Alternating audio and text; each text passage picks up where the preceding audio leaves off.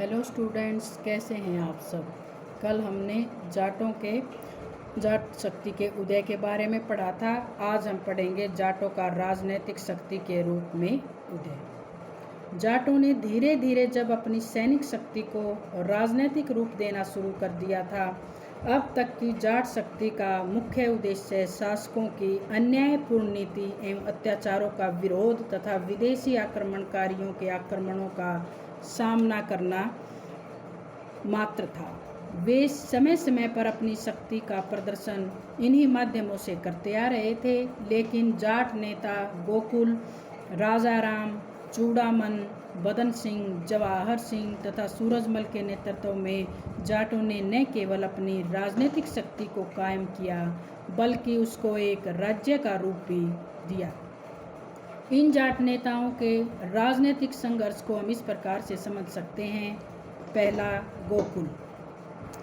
जाटों का सबसे पहला राजनीतिक नेता गोकुल को माना जाता है, जिसने 1669 ईस्वी में मुगल शासक औरंगजेब की नीतियों के खिलाफ विद्रोह कर दिया था। वह इस समय तिलपत नामक स्थान का जमींदार था। उसे लोग सामान्य भाषा में ओला कहकर भी बुलाते थे। वह अपनी युवावस्था में नेतृत्व के गुणों को सीख चुका था।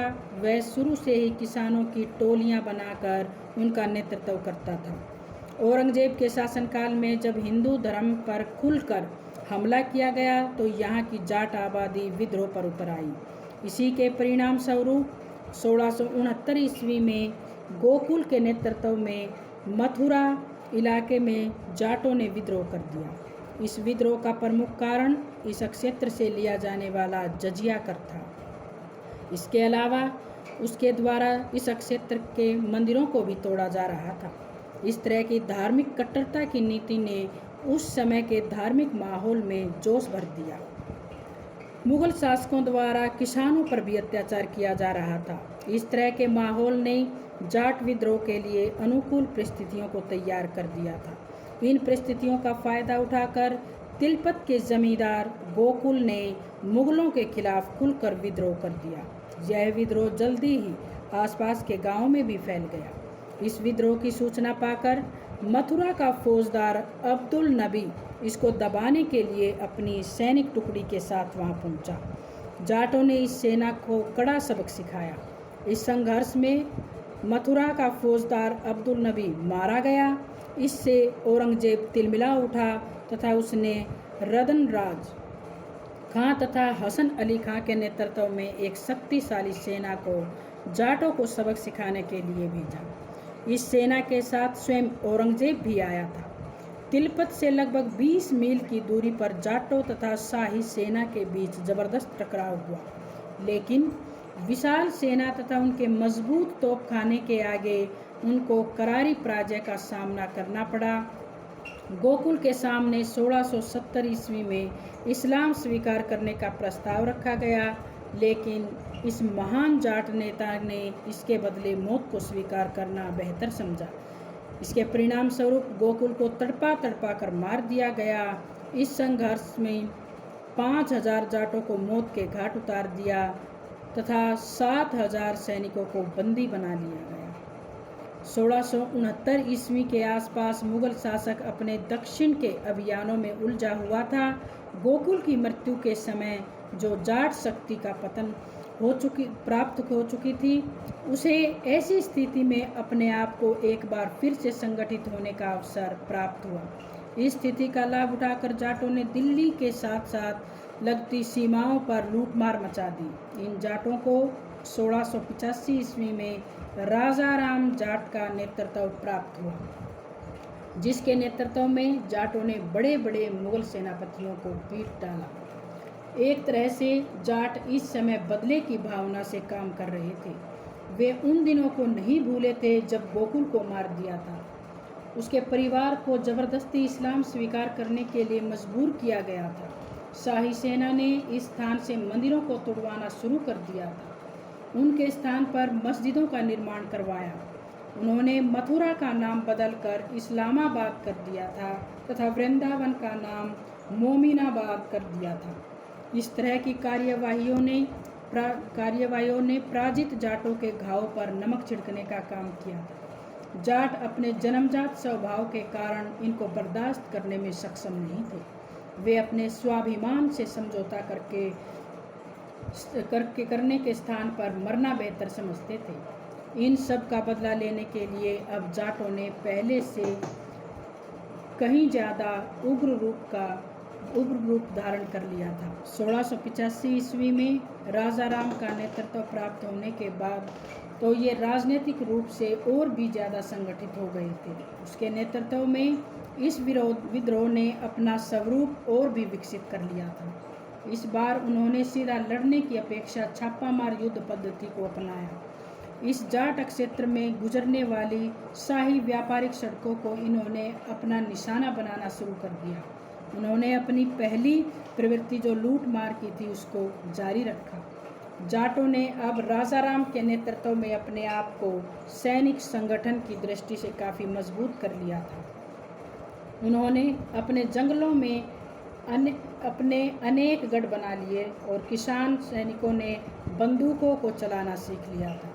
इसी बीच जाटों ने सिकंदराबाद में स्थित अकबर के मकबरे को लूट लिया।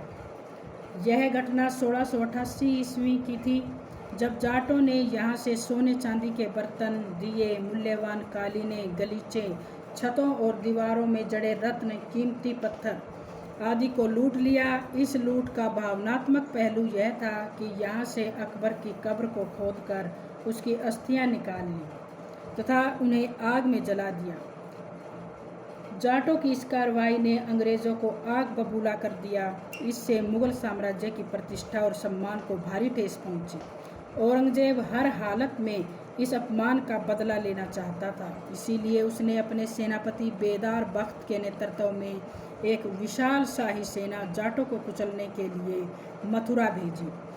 14 जुलाई 1688 ईस्वी को मुगल सेनापति ने राजा राम को बंदी बनाकर उसे उसी समय मौत के घाट उतार दिया। महान जाट राजा राम की मृत्यु के बाद जाट शक्ति नेतृत्वहीन हो गई तथा उसका पतन निश्चित दिखाई देने लगा। लेकिन जाटों का विद्रोह अभी पूरी तरह से समाप्त नहीं हुआ था।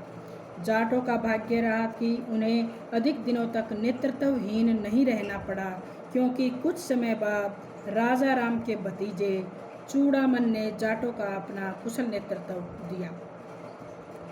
उसने अपने नेतृत्व में जाट शक्ति को उत्तर भारत की एक प्रमुख राजनीतिक शक्ति बना दिया था। औरंगजेब चाहकर भी इस शक्ति का दमन नहीं कर सका। औरंगजेब की मृत्यु के बाद जाट शक्ति को ऊंचाइयों के पर लग गए। औरंगजेब के उत्तराधिकारी बहादुर शाह ने जाटों की राजनीतिक स्थिति को स्वीकार कर लिया। इस तरह से चूड़ामन के नेतृत्व में पहली बार भरतपुर के रूप में जाट राज्य का निर्माण हुआ। इसे भारतीय इतिहास में भरतपुर राज्य के नाम से जाना गया। अब चूड़ामन की शक्ति लगातार बढ़ती जा रही थी। मुगल शासक जहांदार शाह के समय जाटों ने दिल्ली तक के क्षेत्र को अपने प्रभाव में ले लिया था। दिल्ली तथा राजस्थान के बीच आने वाले ज़्यादातर हरियाणा के क्षेत्र पर इस जाट शक्ति का अधिकार हो चुका था। भरतपुर राज्य की स्थापना 1721 ईस्वी में की गई थी। वास्तव में चूड़ामन के नेतृत्व में यह जाट शक्ति की महान सफलता थी। 20 अक्टूबर 1721 ईस्वी को इस महान जाट नेता की मृत्यु हो गई। चूड़ामन विरासत के रूप में एक वैभवपूर्ण तथा विस्तृत सीमाओं वाला राज्य छोड़कर गया था। चूड़ामन के संघर्ष में उसके भतीजे बदन सिंह ने काफ़ी महत्वपूर्ण सहयोग किया था। बदन सिंह बहुत ही दूरदर्शी और महत्वाकांक्षी व्यक्ति था। उसने चूड़ामन के समय भी लूटमार की नीति का विरोध किया था। उसका मानना था कि इस तरह की नीति से जाट राज्य को अधिक दिनों तक सुरक्षित नहीं रखा जा सकता है। इसीलिए वह आक्रामक नीति के साथ शांति का पक्षधर भी था। उसने राजपूत राजा जय सिंह से मित्रता के संबंध कायम किए। राजा जय सिंह ने 18 मार्च 1723 ईस्वी को बदन सिंह को अपने दरबार में बुलाकर उसका टीका किया। उसे तलवार भेंट कर सारे जाटवाड़ क्षेत्र में की जमींदारी सौंप दी। यह एक तरह से अनौपचारिक रूप से बदन सिंह का राज तिलक ही था। इससे वह इस विस्तृत क्षेत्र का स्वतंत्र शासक बन गया। बदन सिंह ने दूरदर्शिता का परिचय देते हुए अपने आप को मुगल दरबार के षड्यंत्रों तथा गुटबंदियों से अलग कर दिया। उसने अपने राज्य की सुरक्षा के लिए एक शक्तिशाली सेना का निर्माण किया। 7 जून 1756 ईस्वी को इस महान जाट नेता की भी मृत्यु हो गई। जाट इतिहास का सबसे महान शासक सूरजमल था। उसे जाटों का सबसे प्रतापी राजा स्वीकार किया जाता है। जाट शक्ति को चरम पर ले जाने में इस जाट शासक का सबसे महत्वपूर्ण योगदान था। उसने 1756 ईस्वी से 1764 ईस्वी तक लगभग 8 वर्षों तक भरतपुर नामक जाट राज्य पर शासन किया था। वह बहुत ही बुद्धिमान व्यक्ति था, जिसने अपनी बुद्धिमत्ता से जाट राज्य को अभेद किला बना दिया था। डॉक्टर केसी यादव के अनुसार उस सरीखा सूरवीर योद्धा, उस सरीखा सफल सेना नायक उस काल में शायद ही कोई हो। उसके साथ वह निहायत चतुर कूटनीतिज्ञ भी था। वास्तव में उसमें अफगान, पठान, रुहेल और मराठों के सभी गुण विद्यमान थे। चालाकी और चुस्ती, बुद्धिमत्ता और सूझबूझ, हिम्मत और साहस में वह इनसे भी ऊपर था। इसीलिए ज़्यादातर इतिहासकारों का मानना है कि 18वीं सदी में वह शायद सबसे सफल शासक था। आरंभिक जीवन। उपलब्ध प्रमाणों और स्रोतों के आधार पर माना जाता है कि बदन सिंह के 26 पुत्र थे, जिनमें से सबसे योग्य व सूरवीर सुजान सिंह थे, जिन्हें बाद में सूरजमल के नाम से जाना गया। इसका जन्म लगभग 1707 ईस्वी में हुआ। अपने जीते जी ही बदन सिंह ने उसे शारीरिक, प्रशासनिक तथा राजशासकीय कौशल की महत्वपूर्ण शिक्षा दी। बदन सिंह के साथ उसने अनेक सैनिक अभियानों का सफल संचालन किया। बदन सिंह के जीवन काल में ही सूरजमल का औपचारिक राज्याभिषेक कर दिया गया था। जिस समय महाराजा बदन सिंह की मृत्यु हुई थी, उस समय सूरजमल की आयु 22 वर्ष थी। सूरजमल ने अपने पिता के शासनकाल में ही काफ़ी प्रसिद्धि तथा शोहरत प्राप्त कर ली थी। शासक के रूप में महाराजा बदन सिंह की 1756 ईस्वी में मृत्यु के बाद सूरजमल अपने राज्य का शासक बना। जयपुर के राजा जयसिंह सूरजमल को अपने पुत्र की तरह समझते थे। इसका प्रमाण इससे मिलता है कि उन्होंने अपने राजसूय यज्ञ के समय राजपुत्र युवराज के स्थान पर सूरजमल को ही बिठाया था। अपने मरने से पहले राजा जयसिंह ने सूरजमल से वचन लिया था कि वह उसकी मृत्यु के बाद उसके पुत्र तथा राज्य की सुरक्षा करेगा। सूरजमल ने ऐसा करने का वचन भी दिया था तथा समय आने पर उसे निभाया भी। ईश्वर सिंह, जो जयसिंह का पुत्र था, जब उस युग के 7 सबसे ज़्यादा शक्तिशाली रजवाड़ों तथा माधवों ने घेर लिया था, उस समय सूरजमल ने वचन को निभाते हुए न ईश्वर सिंह को बचाया, बल्कि उस सेना को बुरी तरह से हराया भी। उस समय के शासक का महान गुण था, जिसने अपने वचन को निभाने के लिए अपनी जान तथा राज्य को दांव पर लगा दिया था। इस अवसर पर जयपुर के लोग महाराजा सूरजमल के दर्शनों के लिए उमड़ पड़े थे। इसे इतिहास में मोती डूंगरी के युद्ध के नाम से जाना गया। सूरजमल जाट राज्य का सबसे शक्तिशाली शासक सिद्ध हुआ। उसने भरतपुर पर 1764 ईस्वी तक शासन किया। उसके अधीन भरतपुर जाट राज्य एक सुसंगठित राज्य बनकर उभरा। अब उसका दखल दिल्ली दरबार तक हो गया था। उसके राज्य की सीमाएं अब दिल्ली की सीमाओं को छूने लगी। उसके समय में बल्लभगढ़ भी जाट शक्ति के नए केंद्र के रूप में उभर रहा था। बल्लभगढ़ तथा भरतपुर की मित्रता ने अन्य क्षेत्रीय राज्यों की भी नींद उड़ा दी थी। सूरजमल ने इस मित्रता का लाभ उठाते हुए जल्दी ही मेवात, झज्जर और रोहतक को भी अपने राज्य में मिला लिया। इस क्षेत्र के अन्य छोटे शासकों ने भरतपुर की शक्ति को देखते हुए स्वयं ही इस महान जाट राज्य की अधीनता स्वीकार कर ली थी। पानीपत की तीसरी लड़ाई में सूरजमल ने मराठों को अनमोल सलाह दी थी कि वे बच्चों तथा स्त्रियों को यहाँ छोड़ जाएं, कुछ समय युद्ध की घोषणा न करें तथा छापामार युद्ध पद्धति का प्रयोग करें। लेकिन मराठों ने उसकी सलाह को नहीं माना, जिसके परिणाम स्वरूप उन्हें भयंकर पराजय का सामना करना पड़ा था। मराठों के पतन के बाद तो सूरजमल के लिए राज्य विस्तार के रास्ते चारों तरफ से खुल गए थे। एक कुशल प्रशासक के रूप में इतिहासकारों ने सूरजमल को एक सफल विजेता व सफल शासक के साथ कुशल प्रशासक की भी संज्ञा दी है। उसने सबसे पहले अपने राज्य को चारों ओर से सुरक्षित किया तथा शांति की स्थापना की। अव्यवस्था तथा अराजकता के माहौल को दूर करने के लिए अनेक प्रशासनिक सुधार किए गए। अपने राज्य की आर्थिक व्यवस्था को सुधारने के लिए एक नियोजित भू राजस्व व्यवस्था को स्थापित किया। उसने अपने 7 वर्षों के शासनकाल में राजस्व को 10 गुना बढ़ा दिया। यह उसके कुशल प्रशासक होने का ही एक प्रमाण था। बिना जनता पर ज़्यादा कर बढ़ा, ज़्यादा बोझ डाले उसने राजस्व में 10 गुना तक वृद्धि कर दी थी। इतिहासकारों के अनुसार जिन जाटों का सूरजमल के शासन से पहले सिर्फ लुटेरा शासक का दर्जा दिया जाता था, उन्हें सूरजमल के रूप में इस समय का सबसे महान कुशल शासक प्राप्त हुआ। कला, साहित्य तथा धर्म के संरक्षक के रूप में सूरजमल एक सफल शासक व प्रशासक के साथ कला, साहित्य व धर्म का भी अच्छा संरक्षक था।